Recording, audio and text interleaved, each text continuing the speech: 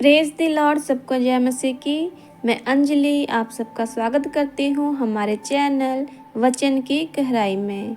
तो आइए आज के वचन में हम जानते हैं कि परमेश्वर आज भी उन लोगों को चुनता है जो अपने आप को तुच्छ जानते हैं। तो आइए हम देखते हैं पवित्र बाइबल में उसका पुराना नियम न्यायों का 6 का अध्याय और 15 नंबर के वचन में लिखा है।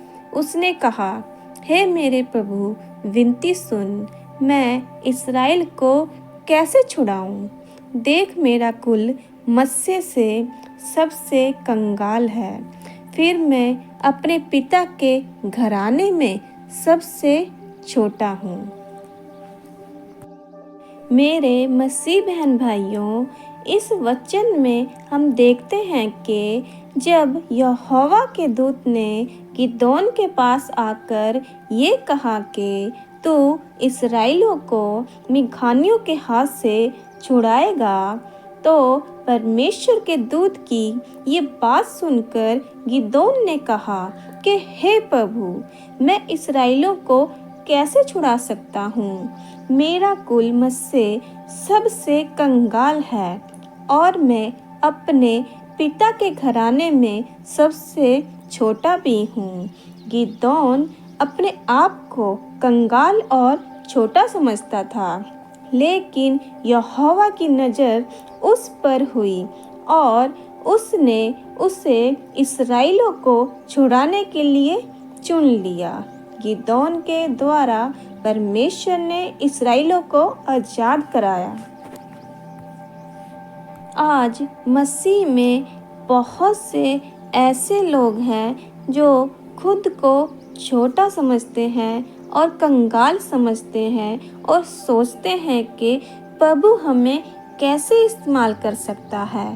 पर बाइबल बोलती है कि परमेश्वर आज भी चुनता है उन लोगों को जो अपने आप को तुच्छ समझते हैं।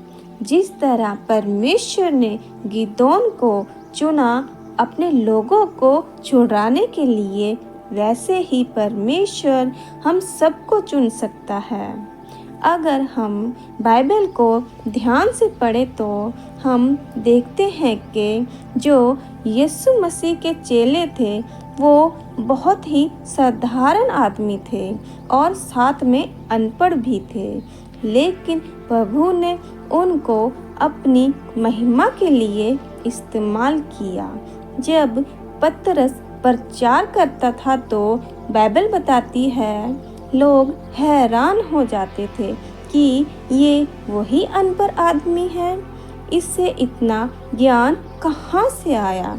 लेकिन परमेश्वर की सामर्थ्य के आगे सब कुछ असंभव नहीं है, बल्कि सब कुछ संभव है। वो साधारण लोगों को चुनता है ताकि वो अपनी महिमा उनके ऊपर प्रकट करे। उदाहरण के तौर पर हम देखते हैं कि लोहे की कीमत खुद लोहा नहीं लगा सकता, उसकी कीमत सुनार लगा सकता है, क्योंकि सोने को काटने के लिए लोहे से बनी औजारों का ही इस्तेमाल किया जाता है। बिना लोहे के तो सुनार सोने को नहीं काट सकता। वैसे ही खुदा हमारी कीमत जानता है, इसलिए खुद को दूसरों से कम मत मानो खुद को, क्योंकि हमारी अहमियत खुदा जानता है कि हम में क्या काबिलियत है और उस काबिलियत से खुदा हमको खुद से रूबरू कराता है और हमें ऊपर उठाता है उनके बीच में जिसके आगे हम खुद को कम समझते हैं। तो आइए आगे हम प्रार्थना में चलते हैं और जानते हैं कि हम प्रार्थना कैसे करें जिससे परमेश्वर हमें भी चुने अपने कामों के लिए। तो आइए हम सभी अपनी आंखें बंद करें और प्रार्थना में चलते हैं। हे पिता परमेश्वर, मुझे अपना अनुग्रह दीजिए, मुझे अपनी समझ दीजिए, मुझे अपनी बुद्धि दीजिए, जिससे मैं आपके कामों के लिए चुना जाऊं। यीशु मसीह के नाम में आमीन। मेरे मसीह बहन भाइयों, इस प्रार्थना और इस वचन को आप अपने साथ जुड़े सभी मसीह बहन भाई तक पहुंचाएं, ताकि वो भी इस वचन और इस प्रार्थना के द्वारा आशीषों को पाएं। और इस वीडियो को ज़्यादा से ज़्यादा शेयर करें, लाइक करें, कमेंट करें और ऐसे ही आगे वचन की गहराई को समझने के लिए मेरे चैनल पर बने रहें। सबको जय मसीह की।